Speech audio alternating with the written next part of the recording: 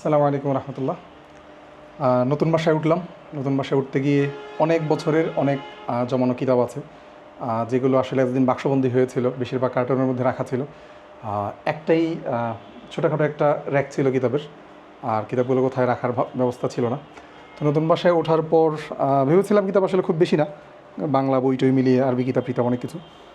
তো যখন নতুন বাসায় উঠলাম, ওঠার পর দেখলাম আপাতত কিতাবগুলো বের করে দুইটা জায়গাতে রেখেছে। রাখার পর মনে হচ্ছে এখনও এই যে উপরে কার্টন একটা রয়ে গেছে, দুইটা রয়ে গেছে, পাশে আরেকটা রুম আছে আমার, ওখানে 3-4 কার্টন আছে, আমার মসজিদের রুমে কয়েক কার্টন আছে।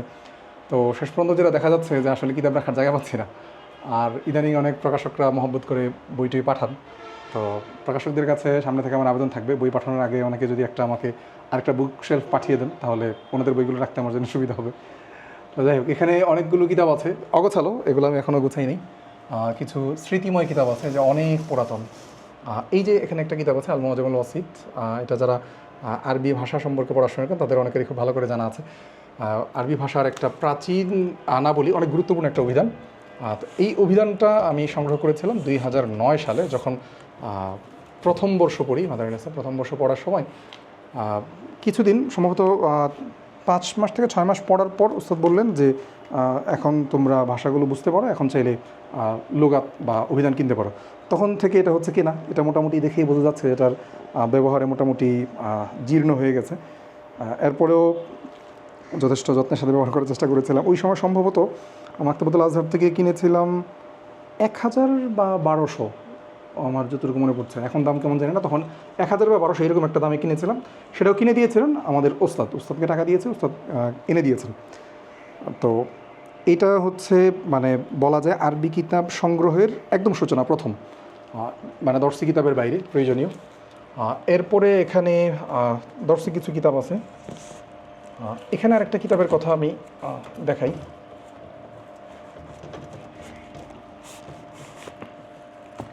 এই যে মুকদ্দিমাতু কিতাব তালিম, এটা হচ্ছে আমাদের উলুমুল হাদিস যখন পড়ি তখন বেশ কিছু অংশ নিয়ে এখান থেকে পড়ানো হয়েছিল, সেই সময় ফটোকপি করা। এখানে আমার বেশ কিছু ফটোকপি করা কিতাব আছে। এই যে এখানে উলুমুল হাদিসের পড়াকালে প্রচুর ফটোকপি করা কিতাব আছে। এই যে মধ্যে সুন্নাত ওয়া মাকানাতু ফি তাশরিল ইসলামী, দিরাসাত ফি উসুলিল হাদিস, আল্লাহ নারুল কাশিফা, দিফাউন আনিস সুন্নাহ, এগুলো সবগুলো হচ্ছে ফটোকপি করা। আরও অনেকগুলো কিতাব আছে। তো যেমন এই যে এখানে বেশ কিছু আছে, সবগুলো নামও দেখা যাচ্ছে না। তো ফটোকপি করার একটা বড় কারণ হচ্ছে কিতাব না পাওয়া যাওয়া, আর একটা হচ্ছে কিতাবের মূল্য অনেক বেশি হওয়া, যেহেতু অনেক কিতাব সংগ্রহ করতে হয়েছিল। তারপরেও আমার অনেক আফসোসের জায়গা হচ্ছে উলুমুল হাদিসের এবং ইফতা পড়াকালীন পর্যাপ্ত কিতাব আমার সংগ্রহ করা হয়নি। যেগুলো করেছি টাকার মূল্য হয়তো অনেক, কিন্তু পরিমাণে অনেক কম। তারপরে এই যে এখানে আছে শাহরুল লুগাতিল মুহাদ্দিস আছে আবু তারিক মোহাম্মদ আইয়াজুল্লাহর। তারপর আবু হানিফা সাহাবুল মুহাদ্দিসুন আছে, ফিকুল বুখারী ফি তারাজিমিহি আছে। এটা হচ্ছে মুফতি মাসরুল হক সাহেবের তাকরির, দারসে বুখারী তাকরির। এগুলো হচ্ছে মোটামুটি ফটোকপি করা কিতাব।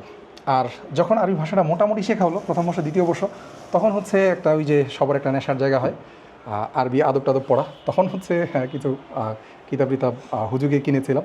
এর মধ্যে একটা হচ্ছে আলফুলাইলা ওয়ালাইলা, যেটার বিখ্যাত আরব বড়জনের ইতিহাস, কিংবা এটাকে ওই আলিফ লায়লা নামে ছোটোবেলায় অনেকে সম্ভবত সিরিজ একটা কিছু ছিল।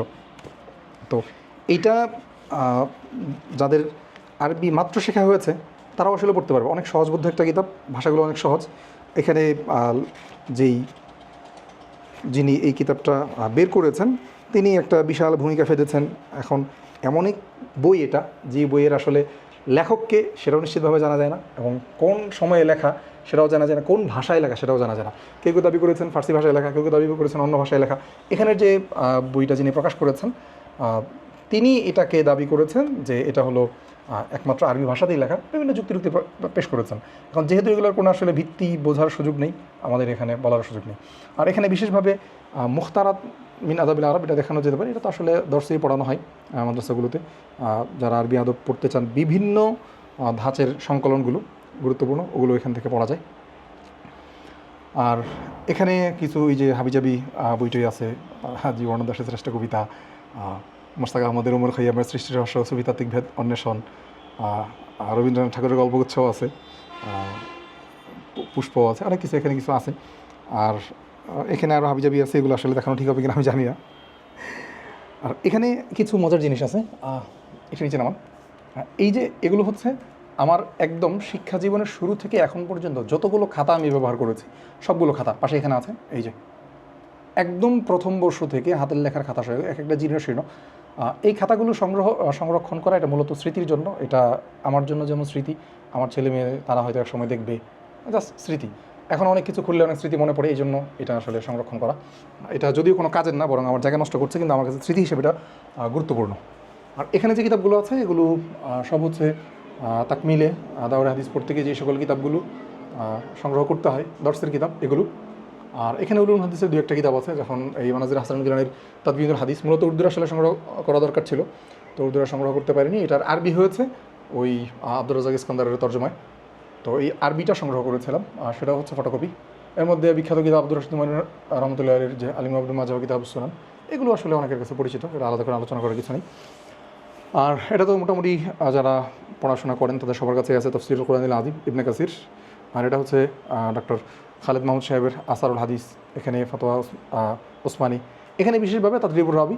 আমার উলুমুল হাদিস বছরের যেই কয়েকটা কিতাব অনেক বেশি পছন্দের, এর মধ্যে হচ্ছে তাদরিবুর রাবি। তাদরিবুর রাবির বিশেষ করে এই দুইটা খণ্ড অনেক বেশি পড়া হয়েছে, কিছু হয়তো দাগানো আছে, এখন খুঁজলে আসলে পাবো কিনা বলতে পারছি না। এটা বলা যায় মানে কিছু কিতাব থাকে না যেটার সাথে আত্মার সম্পর্ক, ও আচ্ছা খোলার সাথে সাথে কিছু দাগানো জায়গা পড়ে গেছে।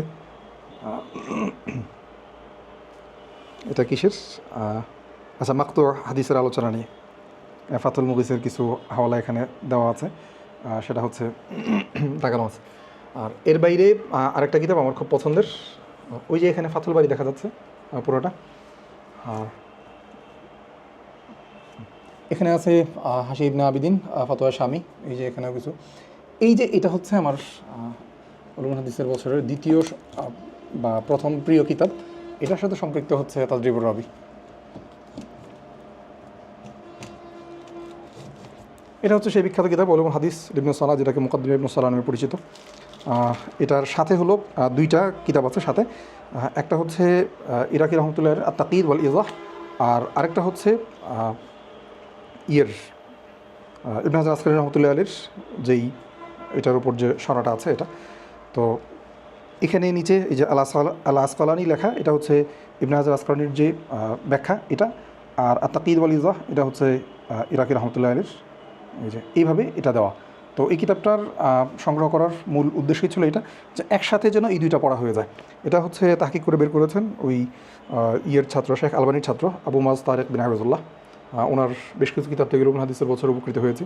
এর মধ্যে এই কাজটা আমার খুব পছন্দনীয় ছিল, এবং বলা যায় যে এটার কারণে ইবনে হাজারের যে লেখা অথবা ইমাম ইরাকির যে লেখা, এইগুলো আসলে বিশেষভাবে পড়া হয়েছে। এই দুইটা কিতাবের সাথে আমার উলুমুল হাদিসের বছর বিশেষ একটা মহব্বতের সম্পর্ক ছিল।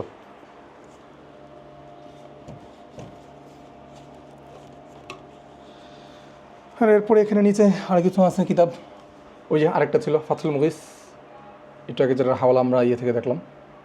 ফাতুল মুগিসটা ফটোকপি করা, তখন আসলে সংগ্রহ করার টাকা ছিল না, এবং এই ফটোকপিটা হচ্ছে নাস্তার টাকা থেকে আলাদা করে, খরচের টাকা থেকে করা।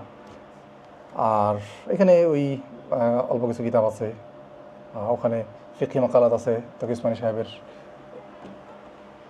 তো এইখানে হলো এগুলো একদমই অল্প কিতাব, এখানে আমার আরও বেশ কিছু কার্টন আছে যেগুলো আসলে আমি রাখতে পারছি না। আবার এই যে এই কিতাবগুলোর পিছনে পিছনে অনেক কিতাব রাখা আছে, এই যে প্রত্যেকটার পিছনে পিছনে অনেক কিতাব রাখা আছে যেগুলো আসলে এই মুহূর্তে বের করে দেখানো সম্ভব না। আবার এই যে এইগুলোর ভিতরে রাখা আছে, মানে মূলত আমার কাছে মনে হয় যে একজন আলেমের বা যিনি পড়াশোনা করতে চান তার জন্য বাসাটা একটা ফিক্সড বাসা যদি হয়, তার একটা আলাদা মাকতাবা থাকা উচিত। এখানে অল্প কিছু কিতাব এখানে দেখানোর মতো কোনো কিছু না, এটা জাস্ট শুধু আমার স্মৃতির কথা মনে পড়লো, তাই এগুলো এখানে আনলাম। তো আমার নিজের স্বপ্ন তো থাকে, আসলে কতটুকু পূরণ হয়ে যায় না। আর আল্লাহ যদি কখনো নিজের একটা ব্যবস্থাপনা করেন, নিজের ব্যবস্থাপনা করলে সেখানে একটা রুম বা বড় একটা জায়গা থাকবে যেখানে শুধু কিতাব এবং মোতালার ব্যবস্থা থাকবে, সেটা আমার জন্য হোক, আমার পরবর্তী প্রজন্মের জন্য হোক, কিংবা পরিচিত বন্ধুবান্ধব তালিবুল ইলমরা এখানে এসে ইস্তেফাদা গ্রহণ করবে। আমাদের পরিচিত অনেক আলেমরা ব্যক্তিগত বিষয়গুলো করছেন, তো এটা আসলে স্বপ্নের একটা জায়গা। যাই হোক, কিতাবগুলো দেখে মূলত স্মৃতিগুলো মনে পড়লো, এই জন্য স্মৃতির কথাগুলো সংরক্ষণ করা। তো দোয়া চাই আল্লাহ তাআলা যেন যে স্বপ্ন বা একটা আশা আছে, এই আশাগুলো যেন পূরণ করেন।